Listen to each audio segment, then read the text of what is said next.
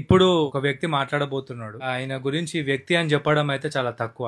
వరంగల్ నుండి వచ్చిన ఒక సింహం మాట్లాడబోతుంది అని చెప్తే బాగుంటది. తమ్ముడు మనోడి పేరు సుతేజ్.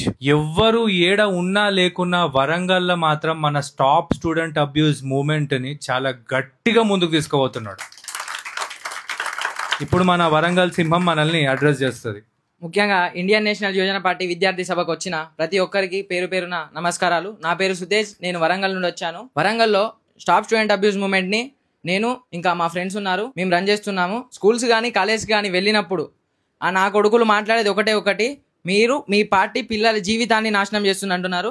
ఖచ్చితంగా మా పార్టీ పిల్లల జీవితాలను నాశనం చేయట్లేదు, వాళ్ళ జీవితాలను కాపాడుతుంది. అన్ని స్టూడెంట్ యూనియన్ లెక్క కాదు మా పార్టీ. మీరు పైసలు డిమాండ్ చేసినా మేము తీసుకోము. నాతో అన్నాడు శ్రీ చైతన్య స్కూల్ ఏవో రాజేశ్వర్ రెడ్డి గారు, మీరు అన్నారు మీకు ఏమైనా ఫండ్ కావాలంటే మేము ఇస్తాము అన్నారు. మీ ఫండ్ ఆశించి మేము పనిచేయట్లేదు. మా యువత తలుచుకుంటే ఏదైనా సాధిస్తుంది. యువత అంటే నిరూపించి చూపిస్తుంది. ఖచ్చితంగా మీరు చేసే ఈ అరాచకాలు అన్యాయాలను ఖచ్చితంగా మేము కట్టి వేస్తాము. అలాగే ఆర్4 జూనియర్ కాలేజ్ నేను వెళ్ళినప్పుడు అతను అన్నాడు, మీరు సండే రోజు క్లాసులు ఎందుకు డిస్టర్బ్ చేస్తారు, మీరు ఏంది అని అంటే, as per the board of intermediate education ప్రకారం Sunday is a holiday.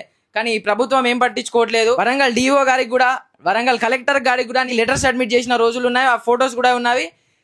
1 month అవుతుంది లెటర్ సబ్మిట్ చేసి. అయినా కూడా పిల్లలని గేట్ పెట్టి డబల్ గేట్స్ పెట్టి, విండోస్ పెట్టి, డోర్లు పెట్టి చదువు చెప్తున్నారు. మేము వెళ్ళి అడిగితే పోలీసులను పిలిపించారు. పోలీసులతో మేము మాట్లాడాక కూడా నమ్మకపోతే మేము ప్రెస్ని పిలిపించి మేము వరంగల్లో మొత్తం ప్రచారం చేస్తే అప్పటికి కూడా కలెక్టర్ గారు స్పందించలేదు. పిల్లలకు చదువు చెప్తున్నారా, వాళ్ళని ఖైదీల లెక్క శిక్షిస్తున్నారు. వాళ్ళు ఏమైనా ఖైదీల డోర్లు పెట్టి కిటికీలు పెట్టి చదువు చెప్పడానికి వాళ్ళు విద్యార్థులు స్వేచ్ఛ అనేది కల్పించాలి. ఇప్పుడు ఇంతమంది చనిపోయారు, ఇంతమందిలో ఒక్కరికైనా న్యాయం జరిగిందా? అదే బై మిస్టేక్ లో సంధ్య థియేటర్ దగ్గర పిల్లగాడు చనిపోతే ఇమీడియట్ గా కేసు ఫైల్ చేసి అల్లు అర్జున్ గారిని అరెస్ట్ చేసి ఎందుకు? ప్రచారం కోసమా?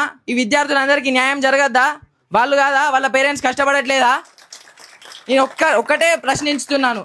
మన సమాజం బాగుపడాలంటే యువతకు మంచి జరగాలి. ఆ యువతకు మంచి జరగాలంటే మన యువజన పార్టీ అనేది ఖచ్చితంగా ఫామ్ లోకి రావాలి. ప్రతి ఒక్క యువతకి యువజన పార్టీలో మెంబర్గా కావాలని నేను ఆశిస్తున్నాను. ధన్యవాదాలు.